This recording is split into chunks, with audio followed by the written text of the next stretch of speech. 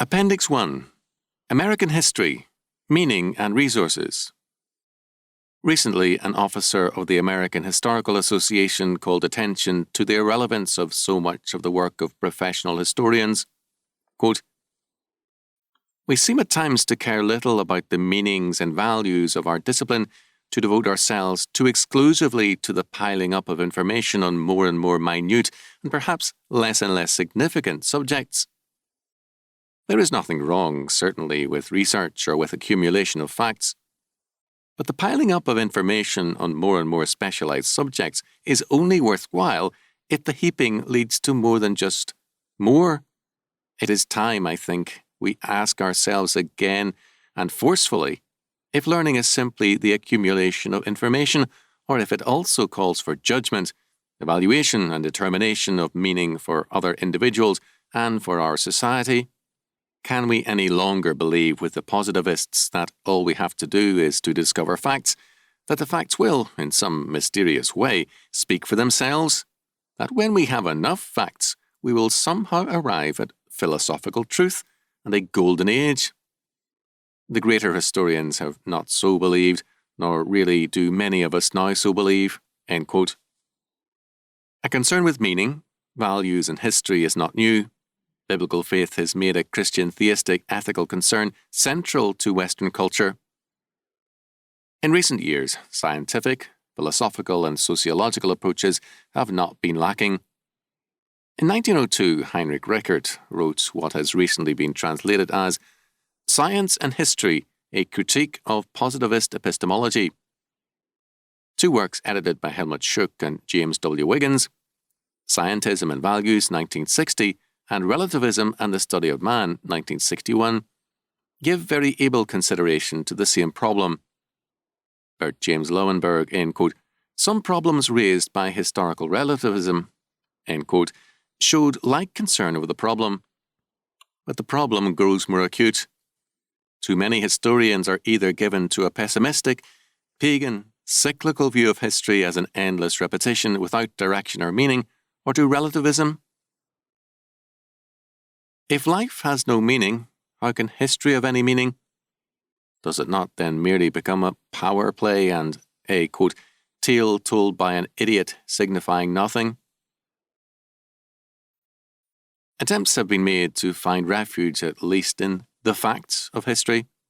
But as one scholar has pointed out, there are no self-contained facts. Every fact points beyond itself and is not capable of comprehension in terms of itself only. The alternative, then, has been sought in experience, but again, experience points beyond itself. Our experience is meaningless, as sheer experience, meaning transcends our experience. Quote, "Either way, we attempt to discover the non-systemic, non-cognitive, primitive, factual or experiential basis of knowledge, there is an inescapable and ultimate relativity." End quote. Facts, says Proctor, are no answer, and neither is experience. Both point beyond themselves. There is no attempt to give the obvious answer given by Christian faith and formulated in the philosophies of Cornelius Van Til and Herman Dürerwood, that meaning always escapes man when he seeks it in the realm of creation rather than in God. Because all things are made by God, nothing is understandable in terms of itself, but only in terms of God the Creator. Neither fact nor man can be understood in reference to himself alone or to any created combination, but only in terms of God the Creator. Neither fact nor man can be understood in any reference to himself alone or to any created combination, but only in terms of God. Remove God and eventually you remove meaning. John C. Green has pointed out that the idea of evolution is philosophical and means progress, which is value judgment. Attempts to, quote, arrive at an objective, value-free definition of progress, end quote, soon fail. We add that every attempt to do without God leads to an elimination not only of values, but also of meaning as well. The issue is clear. No God, no meaning. It becomes apparent then why many historians are unable to give coherence to their data. They have no concept of value, and hence no concept of meaning. If all things are relative, then they are also equally meaningless. Some historians, like Jacob Burckhardt, seek meaning in the past. Roots in the past are necessary because without a consciousness of history, Burckhardt held, man is a barbarian. And how does one give meaning to the past, lacking it in the present? History has been appealed to as a source of meaning, but at the same time, relativism has depreciated the value of history and often reduced its standing as an academic discipline to an aspect of social studies. Meaning in history and law in man's past have sometimes been seen as fetters on his liberty, and rootlessness has been equated with freedom. But modern psychiatry tells us barbarians arise when life loses meaning and are bred in our very midst. How can the past be important if the present has no meaning? According to Christianity, man needs roots not only in the past, but also in the future. Hope in Christ is, quote, as an anchor of the soul, end quote, Hebrews 6:19. We are in Christ, quote, begotten again into a lively hope by the resurrection of Jesus Christ from the dead, end quote, 1 Peter 1:3, and are not as those having no hope and without God in the world, Ephesians 2:12, but positivists after Kant have steadily denied the relevance and importance of meaning in favour of methodology. It is thus assumed that educational methodology will in itself tend to educate, and that the form of democracy or of constitutionalism will create such orders in African states. Methodology has the dignity of science, whereas meaning suggests theology. Having lost faith in a personal God, man's view of reality today is basically impersonal. As a consequence, he sees history not in terms of a personal God and personal man and his faith, but in terms of impersonal forces and drives. Both history and psychology are depersonalized and dehumanized. Since impersonal forces govern both man and history, the impetus for and faith in personal dedication and effort are nullified, and mass man is fostered. But James C. Mallon, in The Contriving Brain and the Skillful Hand, 1955, has stated that the independence of the United States in the 19th century was in part due to its theological cast of mind, which separated it from Enlightenment ideas. We can indeed affirm with Peter F. Drucker that the American Revolution was a conservative counter-revolution against such ideas. But to affirm that this is to give new direction to American history studies, one in contradiction to most current work. There is, on the whole, an avoidance of this aspect of American history, and in many major libraries, limited resources for its study. A few illustrations can be given of this fact. Reverend John Witherspoon, president of Princeton, the College of New Jersey, a signer of the Declaration of Independence and member of the Continental Congress, was a philosopher, theologian, and economist whose influence on his pupils has been called very quote-unquote profound by Richard M. Gumier. His devoted students were influential in every area of life, and many were present at the Constitutional Convention. In subsequent United States history, one was president, another vice president, 10 were cabinet officers, 12 were governors, 21 senators, and 39 congressmen. His influence on ministerial students was even more extensive. Here clearly was a man whose teaching guided a generation or more, and whose published works manifested that influence for some time. Now examine the materials available on Witherspoon at one of the major university libraries of the United States. J. Witherspoon, Lectures on Moral Philosophy. This is not actually one of Witherspoon's books, but the publication of a student's notes on a lecture series. J. Witherspoon, quote, A Serious Inquiry into the Nature and Effect of the Stage, end quote, a minor work, a long tract. J. Witherspoon, Public Credit under the Confederation, end quote, a speech to the Continental Congress calling for hard money and the evils of paper and inflation, included in World's Best Orations, Volume 10. Butterfield, John Witherspoon Comes to America, a documentary account, 1953, 93 pages. Letters of Witherspoon at the time of his journey from Scotland to America. Dodds, H.W. John Witherspoon, A New Common Address, Princeton University in the memorial book of the sesquicentennial of the founding of the College of New Jersey. There are thus 5 items, no collected works, nothing of any real significance, the total amount adding up to one good book in bulk. There is thus no attention given to a major figure in American history whose influence on political theory and monetary policy, to cite but 2 areas, was very important. Again, their sources are lacking. Thus, there is neither the desire among scholars to work in this area nor the resources collected for this purpose. To note another example, John Adams cited Hubert Languet, Vindiciae contra Tyrannos, as one of the most widely read and influential books in the colonies prior to the Revolution. A reading of Vindiciae and a study of the concept of the legality of the Revolution as argued by the colonists and by their jurists makes clear the fact of agreement between the two at the very least. This admitted classic is to be found in major libraries, but it is unused and stands alone. There are no studies of it, or of its influence. Thomas Paine's work, of lesser importance, Paine landed in America after the Continental Congress had already been in session a few months, are mentioned in every high school history as a cause for what they followed after. And studies of Paine are many. But Paine was a deist, while Languet was a Calvinist, which explains the neglect of Vindiciae. More than most of us realize, the current belief in historical studies of the irrelevance of Christian faith has been written into interpretations of American history. Where religion is seriously considered, it is too often seen as secondary to political, economic, and sociological factors. All real enough, but often seriously overrated. American history studies are many, and Robert H. Walker, American Studies in the United States, 1958, gives evidence of the extensive research being conducted, and yet much of this work is conducted in terms of relativistic, scientific, or liberal ideas which are alien to any genuine appreciation of American history.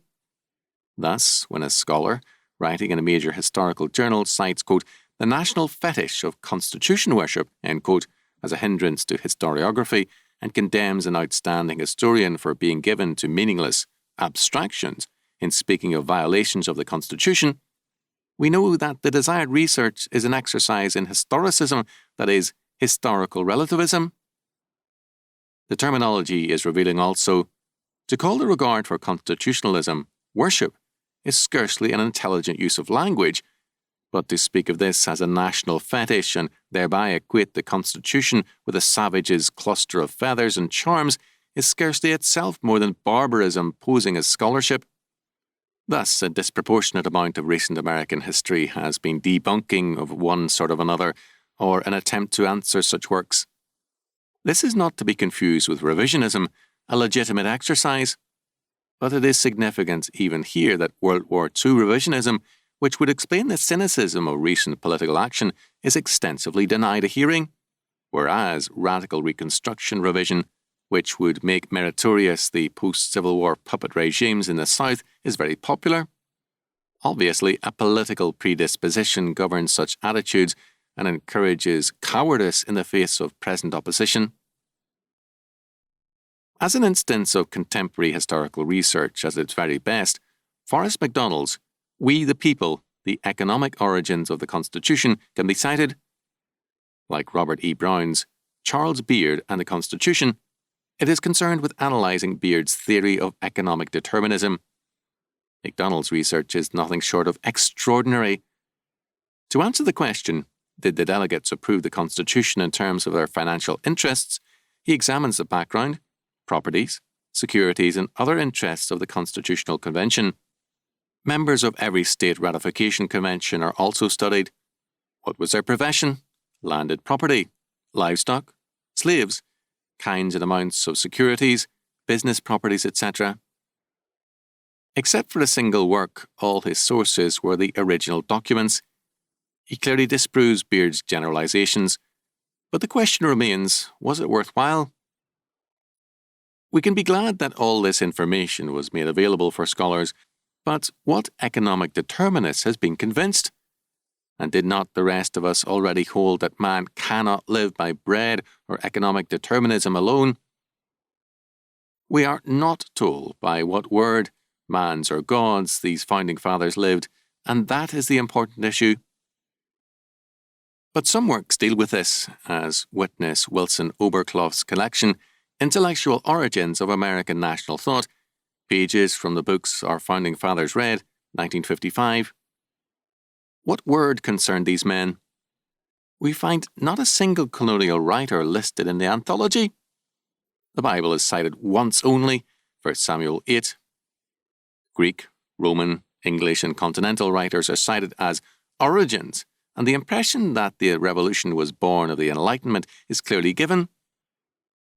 But Louis I. Bredvold, in The Brave New World of the Enlightenment, 1961, revealed that the Enlightenment is a source of modern totalitarianism, not liberty. Alice M. Baldwin, among others, made clear in 1928 in The New England Clergy and the American Revolution, the Christian source of the American Revolution and Constitution. It is not Clough's work, however, and not Baldwin's major research which is used as a textbook. The reason is apparent in Carr, who himself shares these views of man's autonomy in history. Quote, the rationalists of the Enlightenment, who were the founders of modern historiography, retained the Jewish-Christian teleological view, but secularized the goal. They were thus enabled to restore the rational character of the historical process itself. History became progress towards the goal of the perfection of man's estate on earth. End quote. This quote-unquote progress, as Bredvold has pointed out, was in terms of rational and scientific planning by an intellectual elite. Modern historiography, being founded on the Enlightenment, moves in terms of a secular, utopian and statist faith. And some faith is necessary, as Carr himself states it, quote, history, properly so called, can be written only by those who find and accept a sense of direction in history itself. The belief that we have come from somewhere is closely linked with the belief that we are going somewhere. A society which has lost belief in its capacity to progress in the future will quickly cease to concern itself with its progress in the past. End quote. The dominant faith in historiography is Enlightenment faith, most clearly exemplified in Marxism. Man plays God and remakes history in terms of total planning and control. The only effective challenge to this is the Christian one, and the need is to develop a Christian historiography. Rationalistic, anarchistic, and scientific historiographies are only halfway houses to the Marxist enthronement of man, the godlike planner. Again, American historians have neglected significant areas of history, even with respect to recent years. The number of works on the Depression of the 1930s is very limited, but works published in America on Hitler are legion. And yet a case could be made for the fact that the serious, little understood and long-continued problems of the American economy contributed to the rise of power of Hitler. The Federal Reserve System has been described, but inadequately analysed, and this is true of many other major aspects of American economic history and monetary policy. Moreover, many major and extensive influences have been neglected and resource materials uncollected because they involve either too quote-unquote religious a study or branch off into political and economic theory as well as history. The influence of Fourier on such men as Considerant, Brisbane, and Horace Greeley needs extensive study. The influence of Swedenborg on such men as Emerson, Joseph Smith, and Mormonism, and on American socialism, goes completely unstudied, and yet Charles A. Dana, Assistant Secretary of War to Lincoln, editor of the New York Tribune, 1848 to 1862, and of the New York Sun, which he purchased in 1867, could write of Swedenborg that he taught men, quote, the laws of divine social order and the reintegration of the collective man, end quote. In such editorials in one of America's major papers, Dana could propagate ideas that remain unstudied despite their major influence. Recently, important republication projects have been undertaken by various universities, including the works of Jonathan Edwards, Hamilton, Jefferson, Adams, and others. But much important work remains to be done. Moreover, too often there is a concentration on one man to the exclusion of others. The individual's interrelationships and influences on others are important. Thus, Edwards is important. But Joseph Bellamy and Samuel Hopkins had an extensive and continuing influence, which is now forgotten.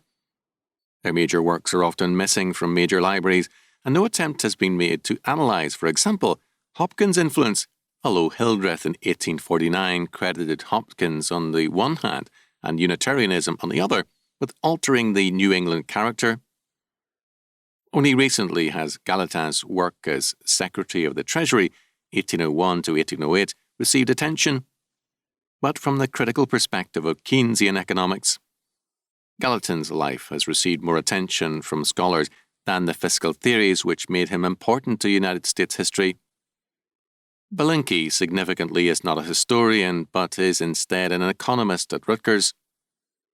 Thus, historians, because of over-specializations, have bypassed in their studies of Gallatin the very thing which made him important, because they have no competency in economics. This again points to a weakness in historiography. Certainly, knowledge of theology, philosophy, political science, and economics is necessary to any understanding of history, but the average historian is intensive and circumscribed in his knowledge, and hence unable to give perspective to his analysis. A fragmentation of history results.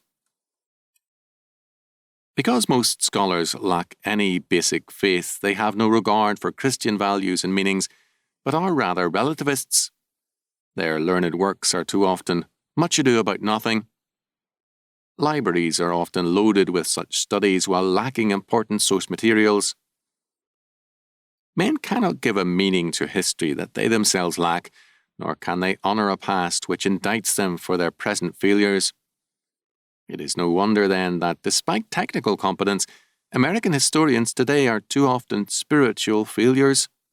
Both the meaning of American history and the spiritual and documentary resources are generally bypassed. A few illustrations of the contemporary philosophy regarding the American scene can be cited.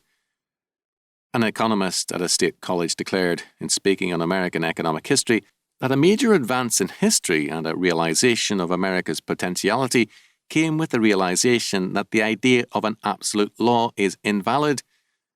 This means, for example, that the gold standard is no longer needed, and that man writes his own laws in total relation to his needs, the only conceivable law being a relative one. This scholar's opinion is, of course, that which Eve listened to in Eden. Every man his own God and lawmaker, knowing, which in Hebrew has the force of determining his own laws as to what constitutes good and evil. A second illustration. At Stanford, August 8, 1962, Eric F. Goldman, Princeton professor of history, defined greatness and near greatness as submission to the popular will to, quote, the inevitable flow of feeling, end quote. Quote, Truman and Eisenhower, Goldman said, will be remembered as, quote, near great, end quote, presidents, not because of anything they particularly did, but because they finally, both after conservative starts, had, quote, sense enough to not stand in the way of the inevitable flow of feeling in the country, end quote, end quote. If such thinking is accepted, why not call Hitler great also for having met, quote, the inevitable flow of feeling, end quote, in Germany? How can any popular regime be criticised? A third illustration from an influential government servant in the New Deal era, Francis Biddle, in a widely praised book, quote, all his life Holmes held to the survival of the strong and did not disguise his view that the Sherman Act was a humbug, an incompetence, and that the Interstate Commerce Commission was not a fit body to be entrusted with rate-making. However, as he said to Pollock, he was so sceptical about our knowledge of goodness or badness of laws that he had no practical criticism except what the crowd wants.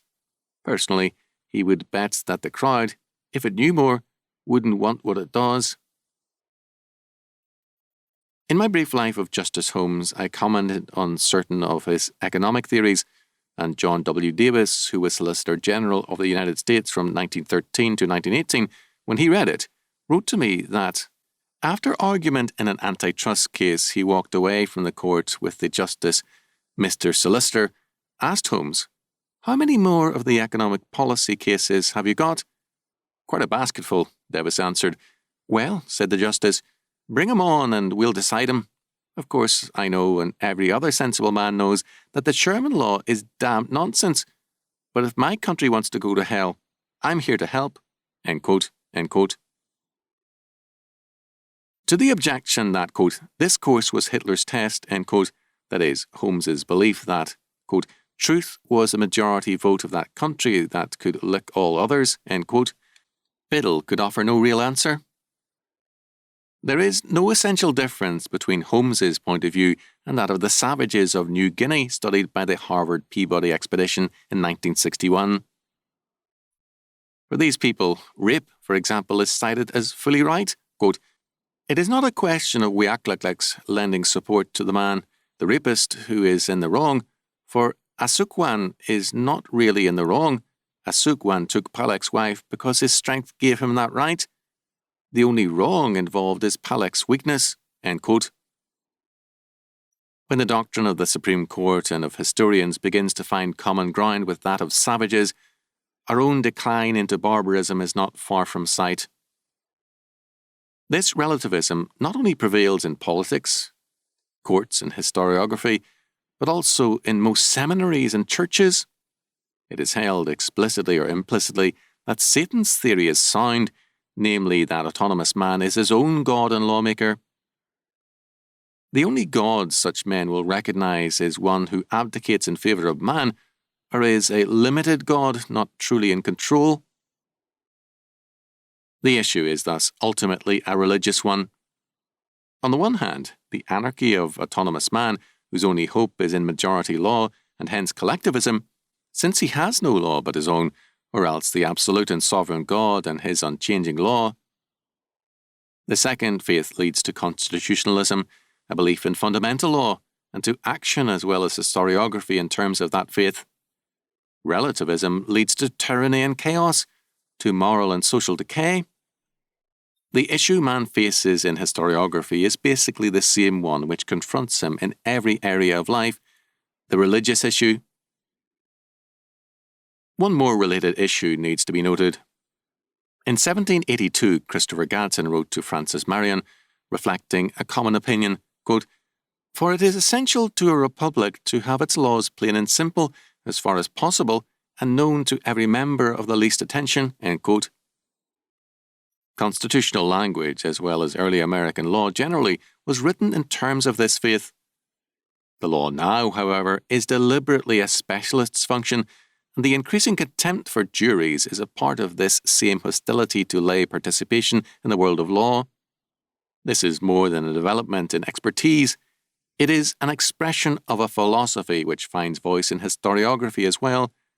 Bancroft, Hildreth, Prescott, and Motley were as careful researchers as any scholars today, and their works often more learned as well as longer, but they wrote with the general public in mind and were received by it. Quote, "Historians had not yet begun to write largely for one another." End quote. Because their philosophies, however transitional, still utilized the common background of faith and fundamental law, they saw the function of history writing not in terms of technical shop talk within a limited profession, but as an essential aspect of man's self-understanding and an instrument to his destiny, and their readers saw history as important to themselves in these terms. The historian is too often engaged today in a fallacious quest for anonymity behind a facade of scientific and objective scholarship which fails to hide either his relativism or his prejudices, and once relativism is adopted, the writer's predilections become only prejudices. Philosophy today is too often left to the Marxist historian whose quote-unquote scientific history is hostile to relativism, and hence intensely concerned with communication with the masses. The breakdown of the religious and philosophical presuppositions of culture is followed by a decline in communication between segments of the population. Many historians today are as contemptuous of any attempt at general communication as they are of meaning in history. However much they may deny it, their contempt of history is as real as that of Bismarck or Ford, the restoration of communication is dependent upon the basically religious issue of historiography.